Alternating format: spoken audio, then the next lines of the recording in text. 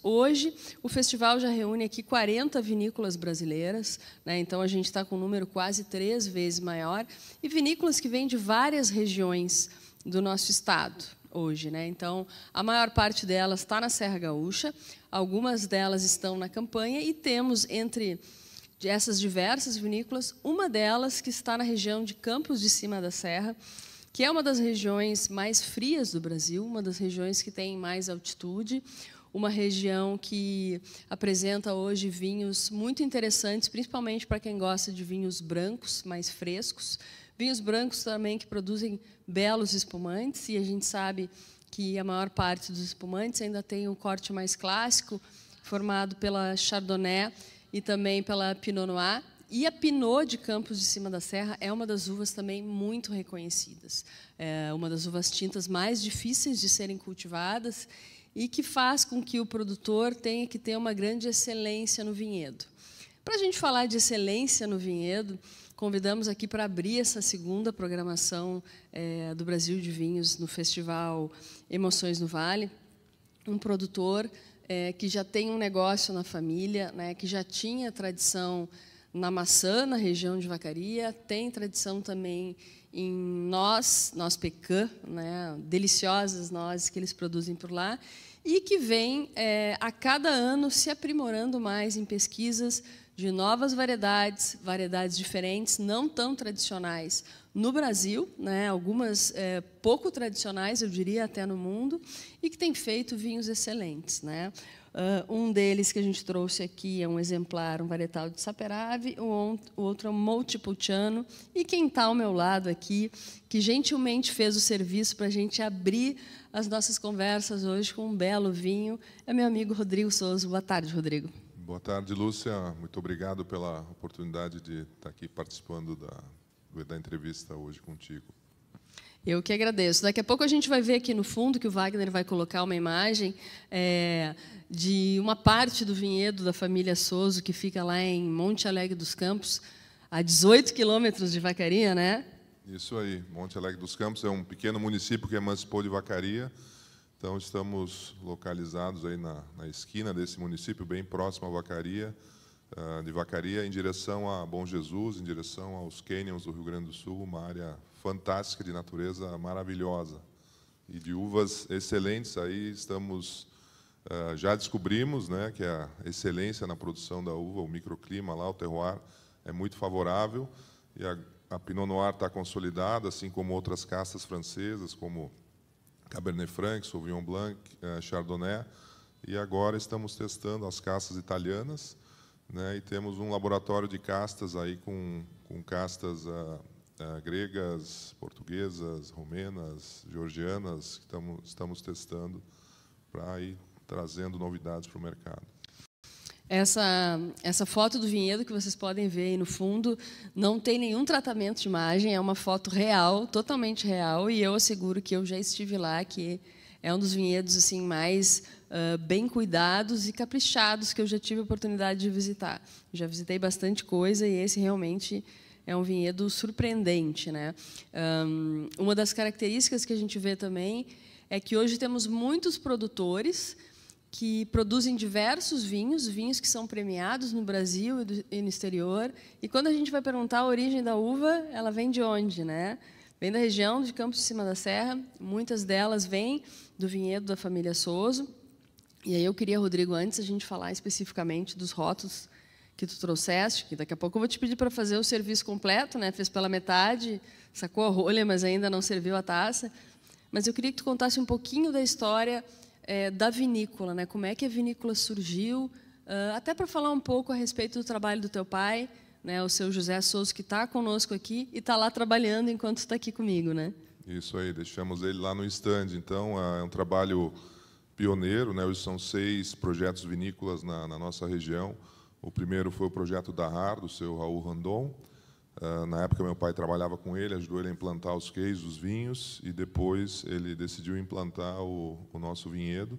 Então, nós somos o segundo projeto lá. Inicialmente, como eu falei, a gente investiu nas castas francesas. Ele acreditou muito na Pinot Noir. Ele tinha, por algum motivo, uma obsessão. As pessoas falavam para ele: não planta, que não vai dar certo, que muito delicada, muito sensível, tem geada tardia, vai queimar a brotação, chove na época da colheita. E ele insistiu, né, hoje a região é uma região referência no Brasil para cultivo de Pinot Noir, está se destacando muito, né, já é uma casta consolidada, a gente é pouco conhecido ainda, mas no que a gente é conhecido muitas vezes é pela Pinot Noir. Agora, dentro desse trabalho de pesquisa, a gente está testando clones de Pinot Noir, começamos a trazer para o mercado Pinots Noir com clones diferentes, e porque a gente realmente viu que a qualidade é excepcional, então vamos trabalhar isso além do trabalho com as outras, as novas castas. Então, é um projeto que começou em 2001, a implantação do vinhedo, a primeira safra comercializada foi em 2004, então tem aí um pouco mais de 20 anos de história. Como eu falei, inicialmente foram nas castas francesas, depois fomos a São Joaquim, ver o trabalho que eles fizeram lá com as castas italianas, né, Epagre, também em parceria com o Conte e o Bianco, né, que nos receberam e mostraram o trabalho. Daí trouxemos as castas italianas que melhor se adaptaram lá, porque a nossa região é mais parecida com São Joaquim do que com a Serra Gaúcha, pela altitude, por ser uma região mais fria.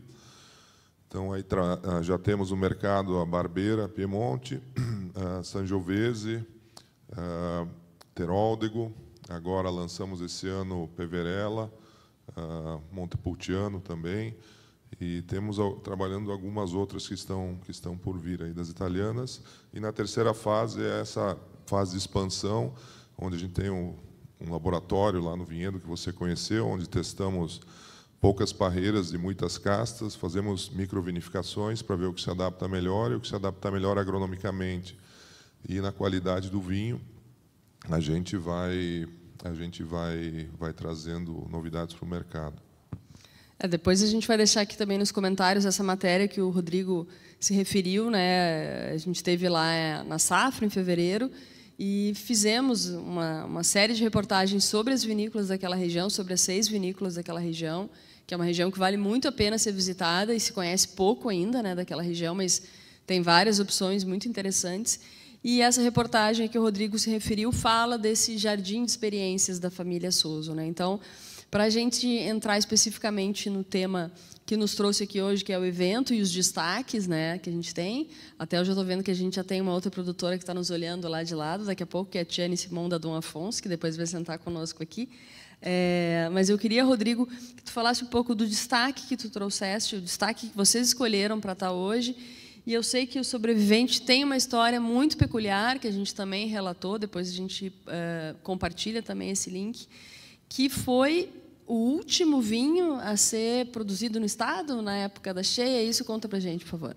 Isso, a gente, como falei, trouxe a Montepulciano como uma das italianas da visita de São Joaquim. A gente converteu uma parte do vinhedo, que era Merlot, sobreenxertamos a Montepulciano, algumas outras castas italianas.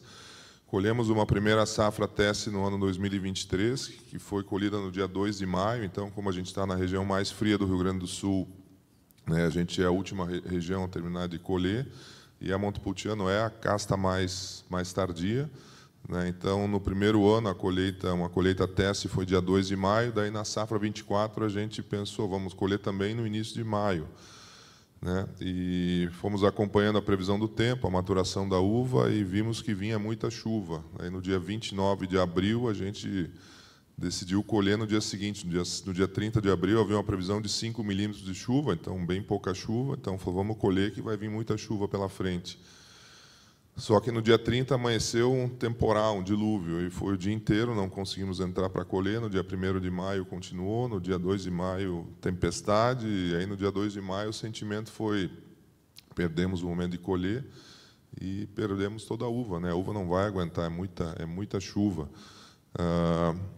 Só que descobrimos que a Montepulciano tem uma particularidade, que é a casca mais grossa, né? E, para nossa surpresa, ela sobreviveu a 7 dias de chuva torrencial, né? Então, no dia 7 de maio de 2024, abriu o tempo, a gente conseguiu entrar no vinhedo, fez uma colheita seletiva e descartamos uns 30% da produção e aproveitamos 70%. né? Então, elaboramos esse vinho de uma história fantástica. Naquele momento, a gente era provavelmente o único vinhedo que ainda tinha uva no Rio Grande do Sul. E aqui na Serra, fevereiro, março, normalmente é a colheita, né? A gente tende até abril, agora com a Montepulciano, começamos uma colheita em maio, que é uma colheita bem tardia de outono. E então elaboramos o vinho para expressar ao máximo a característica da Montepulciano e daquele momento de clima extremo, adverso. A gente decidiu elaborar ele sem adição de fermento, com só o fermento autóctone do vinhedo, né? Então elaboramos um vinho sem carvalho, sem adição de fermento, sem estabilização, sem filtração, e saiu um vinho fantástico, de uma história única, um vinho histórico, acho, para o Rio Grande do Sul, por essa condição extrema, pela colheita tardia também, que se expressou como um tinto leve, bastante frutado, aí notas de amora, framboesa, taninos macios, uma acidez média, ainda jovem, mas muito agradável de tomar. E lançamos com um manifesto no rótulo, onde a gente disse que ele é o símbolo, né, da resistência do povo gaúcho, que resistiu a essa catástrofe climática extrema. E elaboramos aqui no rótulo, não sei se é possível ver no vídeo, né? Então, o nome Sobrevivente saiu dessa ideia, que a uva sobreviveu à catástrofe, e brincamos, né, que foi a uva colhida pela equipe da Arca de Noé. Então, falamos com o Ronaldo, que é um cartunista vacariano, um médico cartunista, foi cartunista da Zero Hora, do Pioneiro, por mais de 20 anos, e contamos a história. Então, ele fez uma ilustração da tempestade vindo e a colheita pela equipe do Noé, né? Até o Noé ele está bem tranquilo na imagem, né? Acho que não dá para ver, mas depois pela internet, quem tiver curiosidade pode dar uma olhada. Eu falei para ele: Ronaldo, faz o Noé um pouco mais preocupado, né? A tempestade está vindo e ele está muito tranquilo. Ele me disse: não, ele está tranquilo por 2 motivos. Primeiro, porque ele confia na equipe dele, e segundo, porque ele sabe que vai sair um excelente vinho. Daí eu falei: então tá bom, então vamos deixar ele tranquilo. Então, esse vinho foi elaborado em parceria com a vinícola Vinha Solo, de Caxias do Sul, né? E trabalhamos juntos aí a 4 mãos, e o pessoal da Vinha Solo fez um excelente trabalho também, nos ajudando a trazer esse vinho histórico aí para um lançamento agora em maio, um ano depois da colheita. Então, é um vinho que tem bastante história, e, além de ter bastante história, ele tem muitas qualidades, como o Rodrigo descreveu. Acho que a gente pode se encaminhar para encerrar aqui, Rodrigo, mas eu vou te pedir para fazer o serviço completo, né? Porque, vamos lá. Né, Então, tu está contando toda a história. Enquanto isso, eu lembro vocês que o Emoções no Vale vai até às 18 horas de hoje, domingo. Ainda há ingressos a serem comprados diretos aqui no Spa do Vinho, a R$ 120. São 40 vinícolas brasileiras participando, né? A maior parte delas aqui da Serra Gaúcha, algumas de fora, como a gente falou antes. Cada uma delas tem um vinho que apresenta como destaque. São vinhos que, ao final do evento, as pessoas podem votar para escolher qual o melhor. Ontem a gente já teve resultados bem interessantes, hoje continua.